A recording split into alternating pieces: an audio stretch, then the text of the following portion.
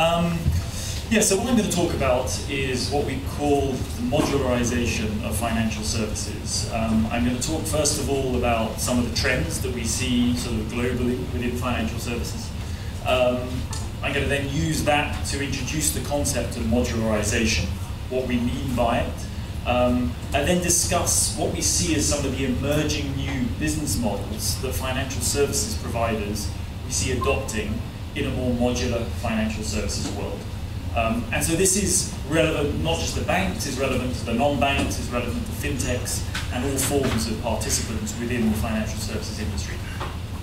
We'll then talk a little bit about a specific example for how it could be relevant in the Indian context.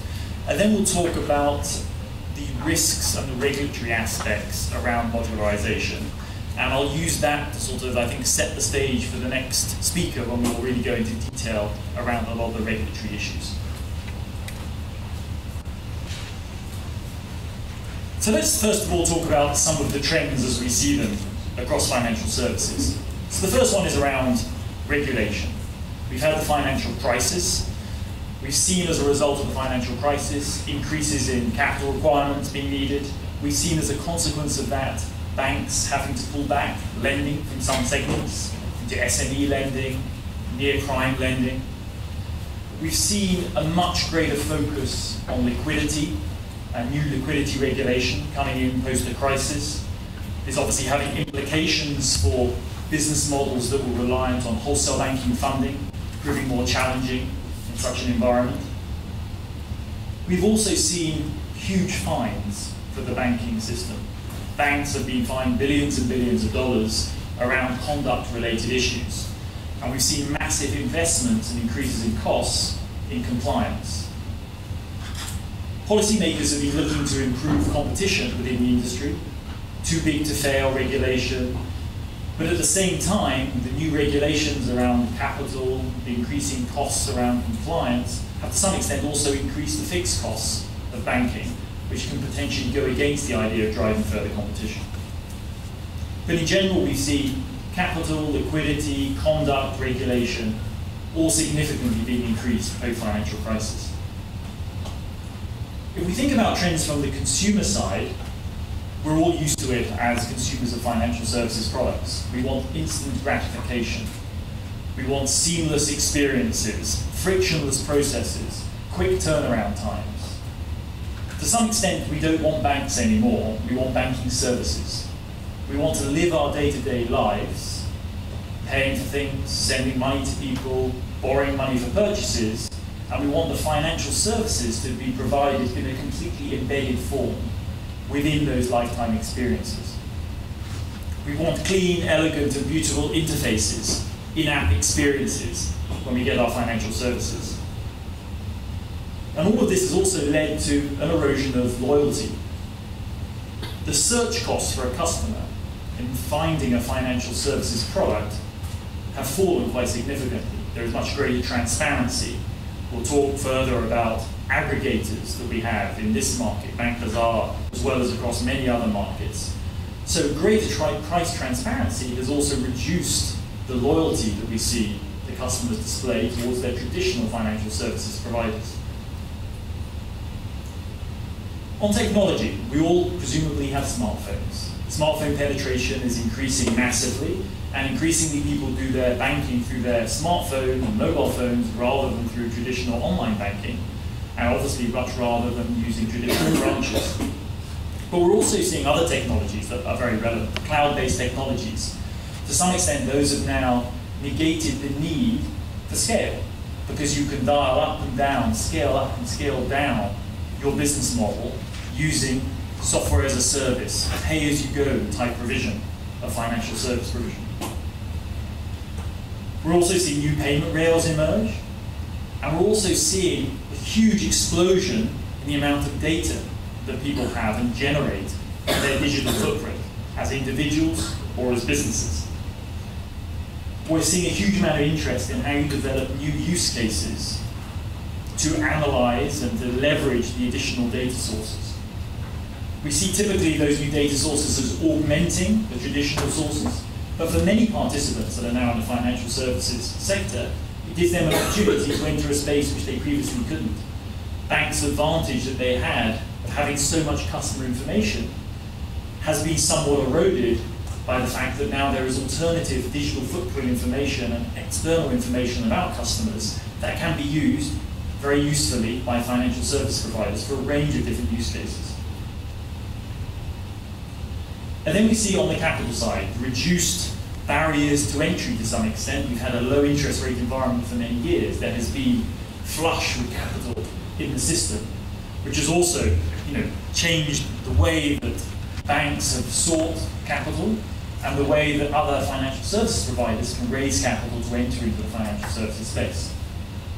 And we've also seen on the regulatory side a real push towards innovation, sandboxes to develop new types of business models.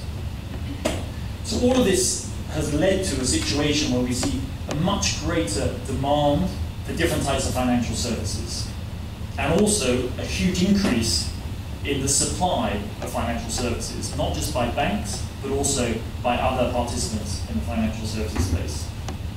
So that brings us on to the topic of modularization. So what do we mean by modularization?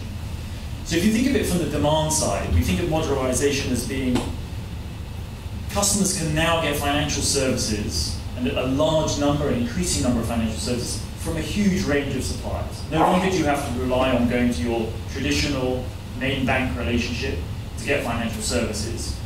There is instead a huge number of choice of options you get financial services.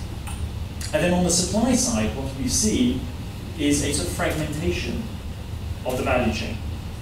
Whereas before, your traditional bank would be quite vertically integrated and would kind of cover everything, the customer relationship, the entire suite of product solutions, all of the back office, some degree of outsourcing in some areas, and they potentially might need to source products in wealth management from fund providers. But in general, you saw a very vertically integrated model.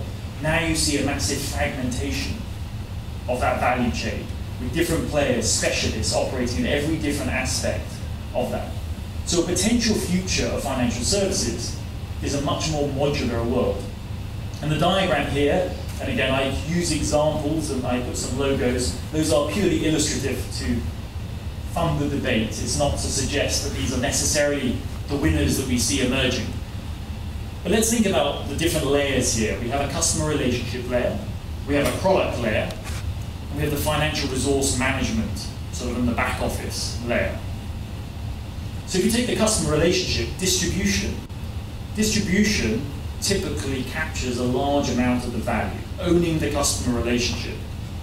In the future, and also to some extent currently, we see distribution now dominated by large digital platforms.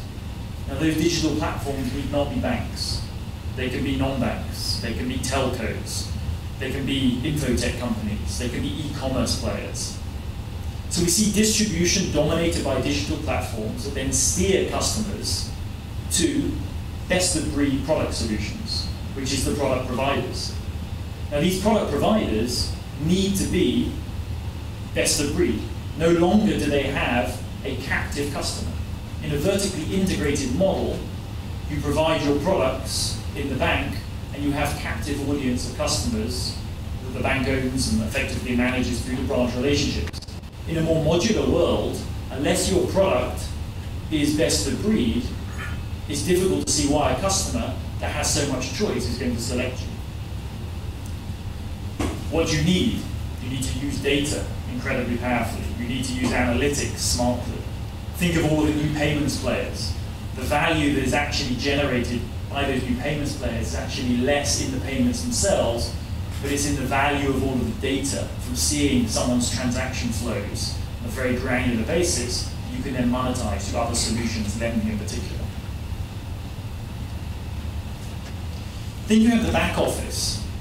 Scale advantages that you traditionally had in the more vertically integrated model become less relevant in a more modular world, when, as I mentioned, you've got software as a service, banking as a service providers in the cloud, providing a pay-as-you-go type model. We also see alternative forms of capital. We've now got marketplace lenders, peer-to-peer lenders, individuals providing capital into the financial system to actually lend money to those that need it.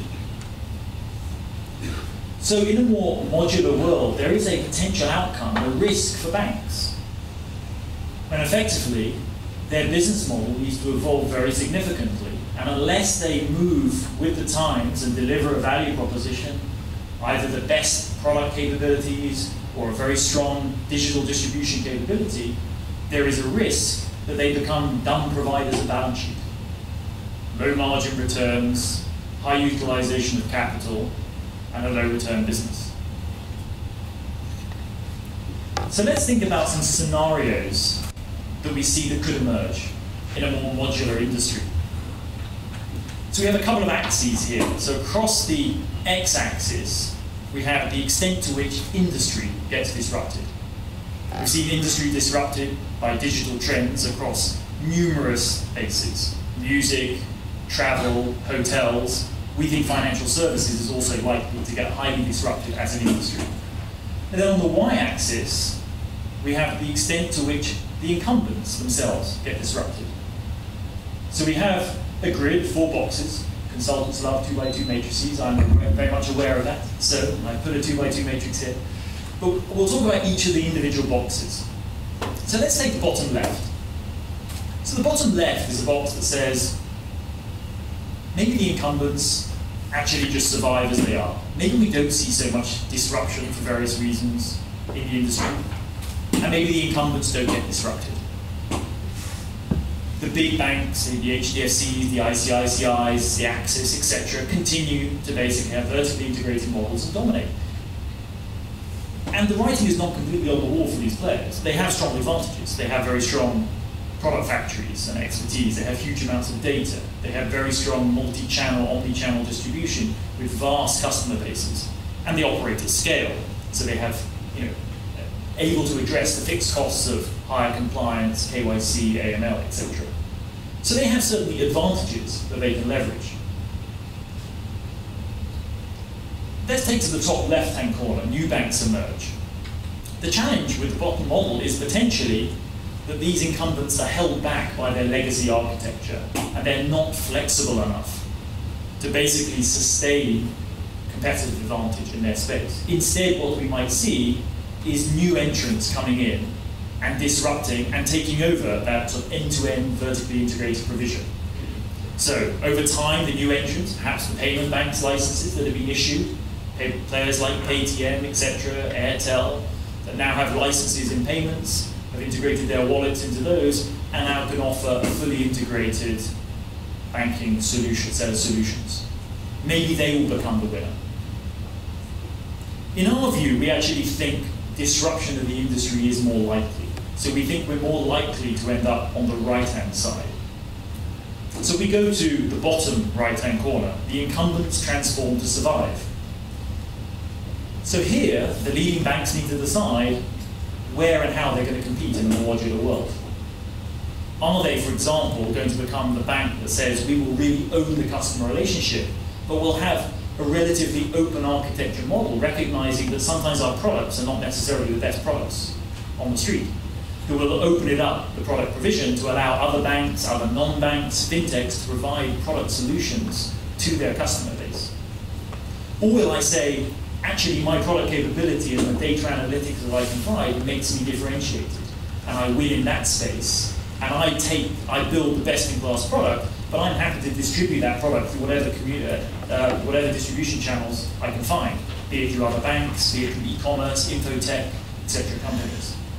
Or do I say, actually, my advantage competitively is how I run my back office, I operate at scale, and I will do that not only for my own bank, but I'll do that for other players in the industry. And then in the top right-hand corner, we call it banking revolution.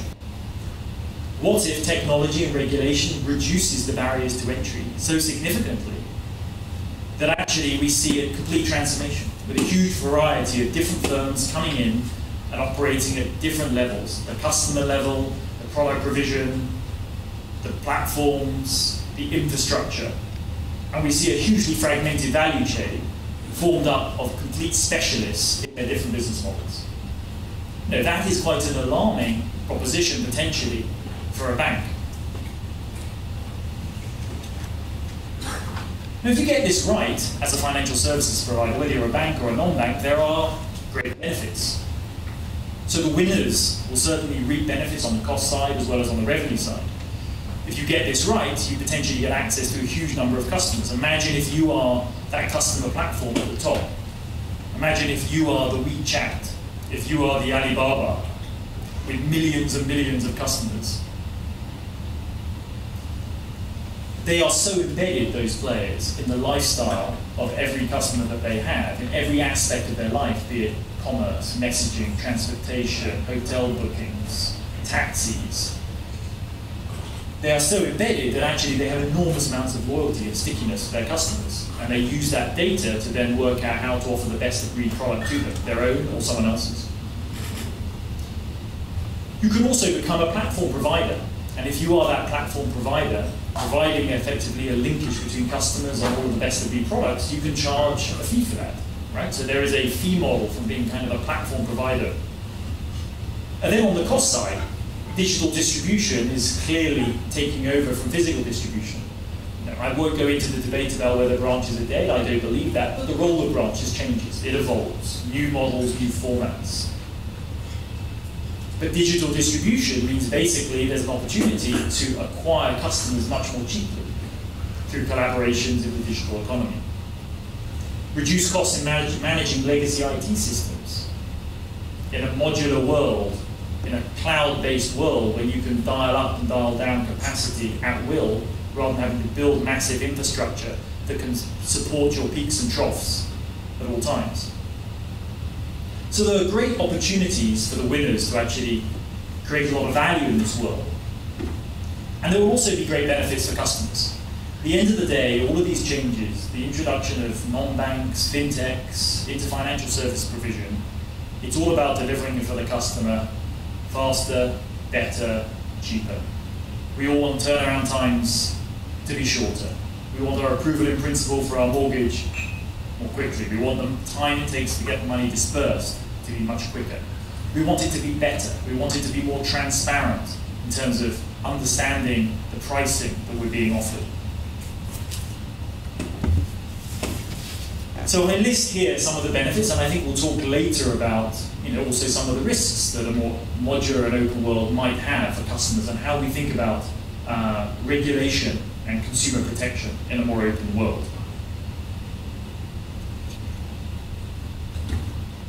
So now let's talk about some of the business models that we think you'll need to actually succeed to win. Let me talk now about sort of some of the business models. Again, I think I've covered some of this already, but it's a very simplistic chart, right? If you think about where competitive advantage was for banks, right? In the past, they competed on scale, they had cost advantages. That kind of started to erode when their legacy infrastructure was not flexible enough to really deliver sort of end-to-end automation. We then saw capital and funding. Their capital and funding advantages to some extent eroded post-financial crisis when there's been obviously requirements to hold more, greater levels of capital, more liquidity, regulation, etc. Then with the shift towards digital channels by customers, physical distribution has eroded as a competitive advantage in a more digital world. And then information. Financial services providers basically are information businesses, right? So it's how do you use that information well, how do you process it at scale, in real time, and use it smartly to make good decisions, right? Now what we're seeing regulation in many parts of the world, in Europe, UK, Australia particularly, is a push towards open data, right? Where they're basically saying, actually bank, you don't own the data, the customer owns the data, and we want to give the right to the customer to allow other players to access their data. So in an open banking world with open data, again, the advantages that a bank has traditionally as being having all of this great information starts to erode. So the democratization of data is a potential further future threat for banks as we move into this more modular world, and it's one that's to some extent, and large extent, being driven by a regulatory push. So let's talk about some business model archetypes. So the bottom left-hand corner is sort of a vertically integrated model. Okay, so this is, as I mentioned, you have the back office systems and capabilities, you provide all the capital, You have your product suite, you connect your products through APIs, etc., to customer interfaces, your own customer interface. You have the distribution, physical as well as digital. A very vertically integrated model. What I'll show and illustrate some examples on the next page. The next one we call is component supplier, which is in the top left-hand corner.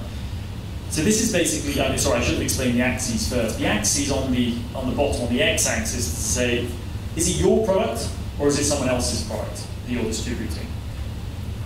And then on the y-axis is the distribution. Are you distributing through your own channels or are you distributing through someone else's? So the bottom left is basically, I'm a player, bank or non-bank, and I produce my own products and I sell them through my own channels. The top left is a component supplier, which is to say, actually, I'll produce my products, but I actually sell them through other distribution channels. Okay, so for example, and I'll show an example, you're a bank and you distribute loans through Flipkart and Snapdeal. Right, a different distribution channel, but it's your product. The right-hand side is to say, bottom right, you're the demand aggregator. So basically, this is where banks have operated in the wealth space for a long time. Right, they basically own the customers. They don't often manufacture, have asset management. They often manufacture the funds, but they say, okay, we'll provide the funds to our customer base. So you're the demand aggregator managing the customer relationship. Then the top right is more of a platform provider, and you basically have a very open approach. You build a platform. You build potentially a platform for a home buying platform. Into that you plug in a whole load of different products, different mortgage financing, different insurance solutions relevant to an individual customer's home buying experience, and you plug the platform, let anyone plug into the platform, sort of on the real estate agent side, right, to help anyone access and search through other channels into your platform. So I'll illustrate some of these with sort of just quick examples. I mean, take ICICI, so quite a vertically integrated model. You know, they have a huge customer franchise, as I said, and you could argue that they're trying to define themselves as a vertically integrated offering, you know, offering everything to the customer at a single click, a single glance, anywhere, anytime. Offering all of the different products that are required, offering all of the different channel capabilities that you would like to use, physical, non-physical. A very vertically integrated model. But does it have to be banks? What about some of the new payment banks? What about someone like Airtel? Mobile wallets, payment banks, licenses, then also they can do utility payments. Can they broaden and basically develop a fully vertically integrated model that basically covers many aspects of a consumer's life, providing their own set of products, distributing through their own channels?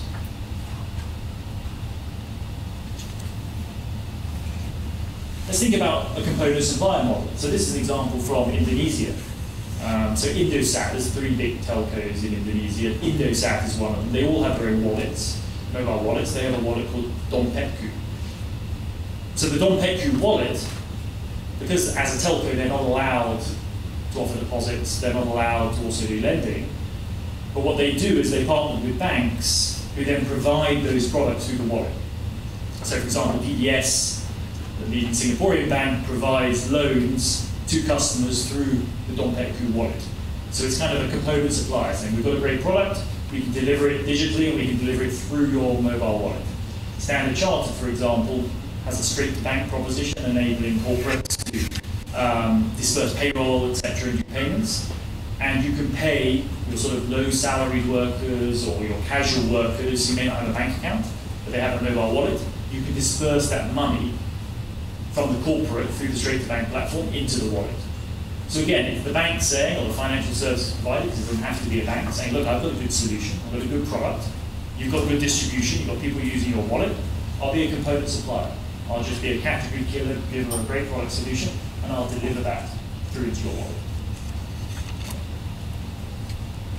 I mentioned before e-commerce, Flipkart, so quite similar, right? Flipkart, Snapdeal, you know, they have huge numbers of customers.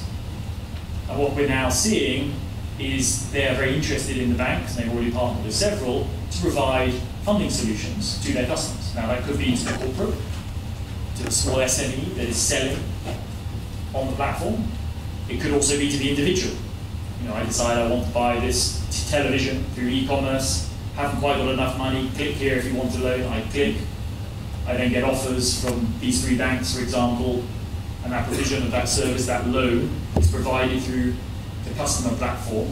So again, the financial services provider here can be a component supplier providing a product through someone else's customer interface. And this type of model we've seen emerge across all of Southeast Asia as well. Everyone is very excited about talking to e-commerce players, and to be honest, they have a huge amount of power. Right? They get the choice of the banks coming to offer their solutions to them. Demand aggregator. So this is where a bank says, look, I've got a large customer base, but I haven't necessarily got the product suite to offer the best solutions to them. So Bank of Baroda, for example, they've launched a proposition for SMEs, but they basically have pulled together collaborations with 7 different fintechs to basically provide a suite of solutions to a set of SMEs. So they partner with fintechs that can do credit scoring. They partner with fintechs like a buyer's club to enable SMEs to group together and to procure more efficiently, more cheaply. A buyer's club platform, a community platform.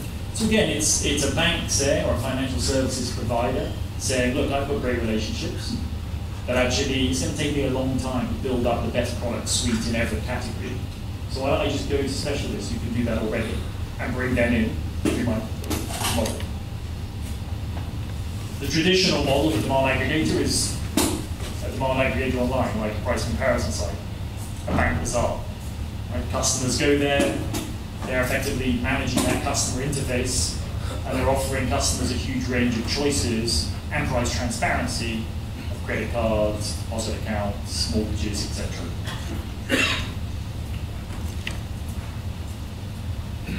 In Singapore, this is an example, a little bit unclear, it's a bit light, but it's an example in the SME space. So UOB, one of the big 3 Singaporean banks, they're one of the biggest in the SME space. They have curated a solution of cloud-based business services for SMEs. Okay, so there's a solution called BizSmart, and if you're an SME, you can basically then obtain from UOB one solution which integrates, and all of these different applications then integrate. There's a payroll solution. There's another one around how you manage the timesheets and the time in, checking in and out of your staff. There's Xero accounting software. So there's a range of different business solutions relevant for SMEs. They all speak to each other and interlinked. Obviously, if customers start to buy that, then the bank gets to see a very good integrated flow of all of their orders, their staff issues, how much they're paying their staff, etc., all integrated into inventory management systems with their order systems, and enables the bank to generate a lot of information and value around cash flow, working capital needs, etc. So this is an example of really trying to create, in the top right-hand corner, a platform. We're trying to create a community, a platform with all of these business services for a set of customers. And then from that, they can then offer whatever banking services they want, or if they don't want to lend to certain customers, they can link in with a marketplace lender with a peer-to-peer level.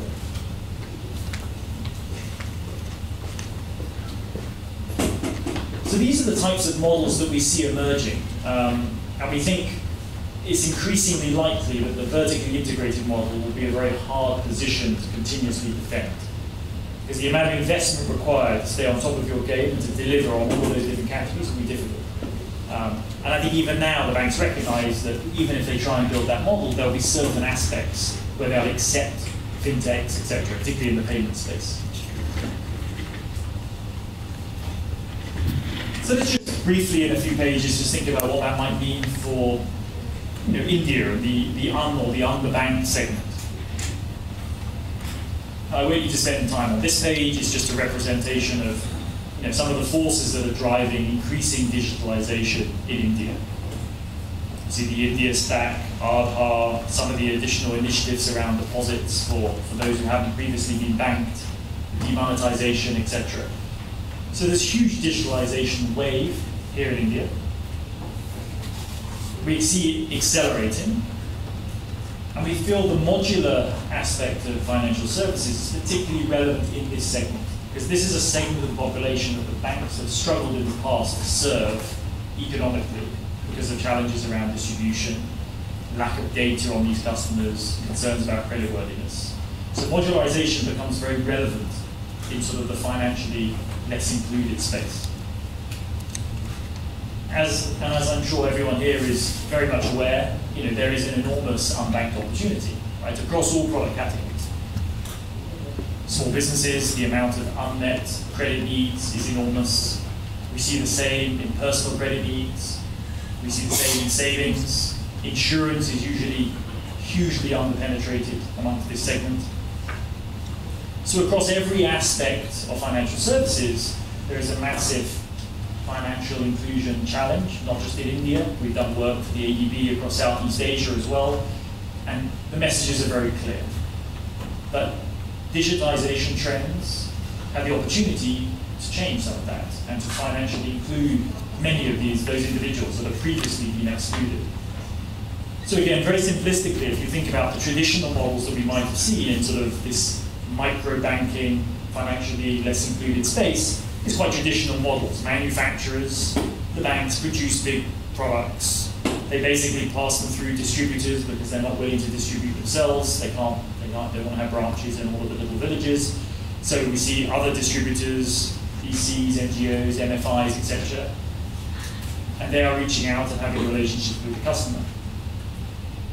In a more modular world, what we see is, first of all, there's been new banking licenses pushed by regulation. So there's been new types of banks that are now directly providing product, which they might provide direct to the distributors, or they might go direct to the customer, because they might be specialized and focused in a particular area with their distribution, or have digital distribution that they can use to engage some of this population. You then also see the fintech players, right? The aggregators. The digital ecosystem is evolving as more of the underbanked community move on to smartphones, etc. So a whole load of new players emerging to serve that particular segment. And then you see the potential for platform providers. Someone who has a platform, great analytics, great technology capability, that can basically sit between these players. That can basically say, we have a platform that we can then plug into the product providers, the banks, to get best of breed product. And all of those last mile distributors can plug into us to provide the last mile distribution and obtain the products. And we'll add value through the technology solution that we provide, which you can then offer as a software as a service, and the analytics capability that you can provide to enable better targeting. So there's opportunities for all of the different types of models that I've discussed to emerge within the segment of financial inclusion, given the trends that we've seen. And again, just looking at who are the types of platform providers that could exist.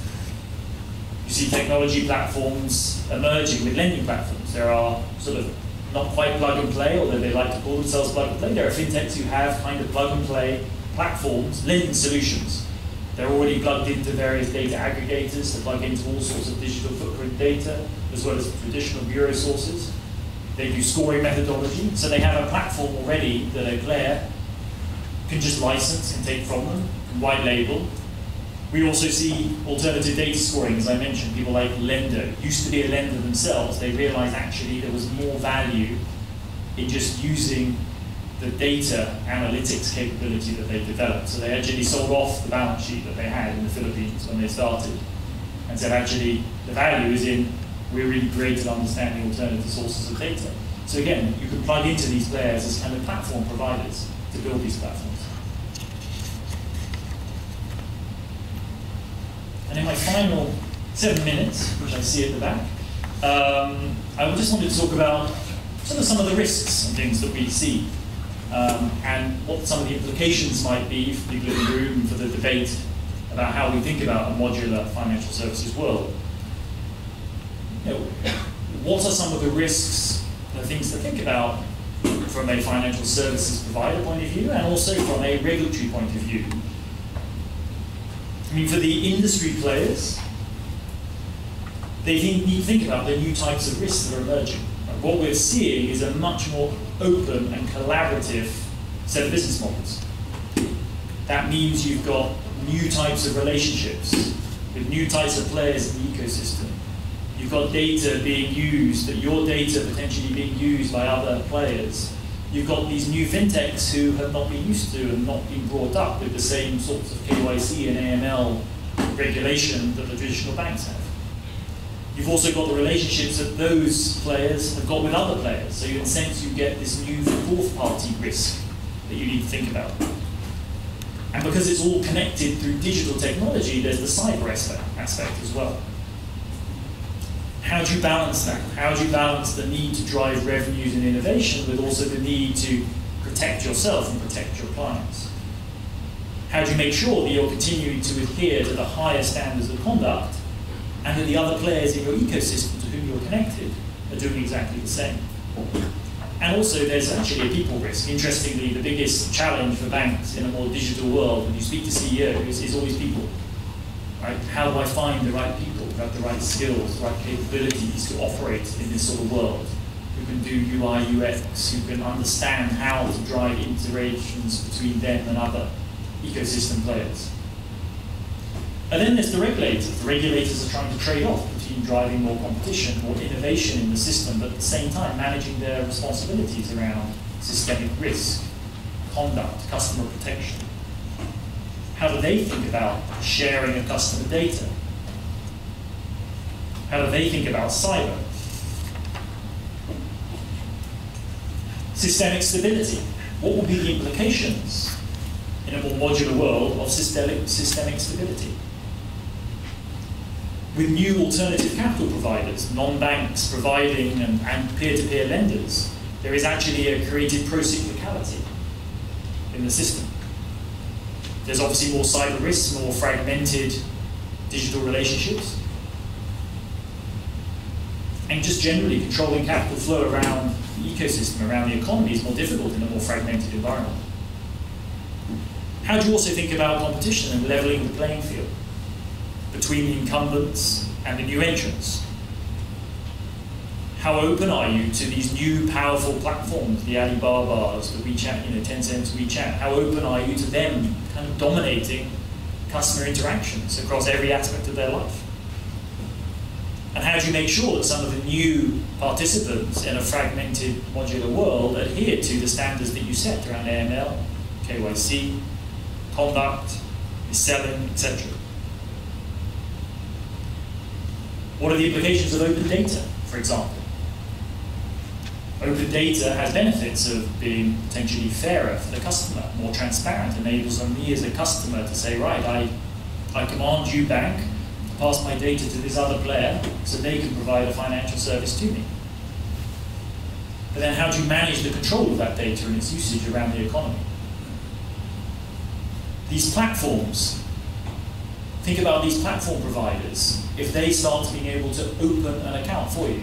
BBVA is one of the leading banks in Spain, one of the leading players as a digital bank globally. They have been testing their APIs for over a year, and a couple of months ago they actually opened up their APIs to certain players that they've tested in their sandbox, non-banks, e-commerce players, etc. And you can now apply for their products directly through those sites, right? So they are opening themselves up to a potential conduct risk. They have to be clear that the conduct, the KYC AML checks done by that platform are indeed adhering to the regulatory standards, because it's them on the hook because it's their product.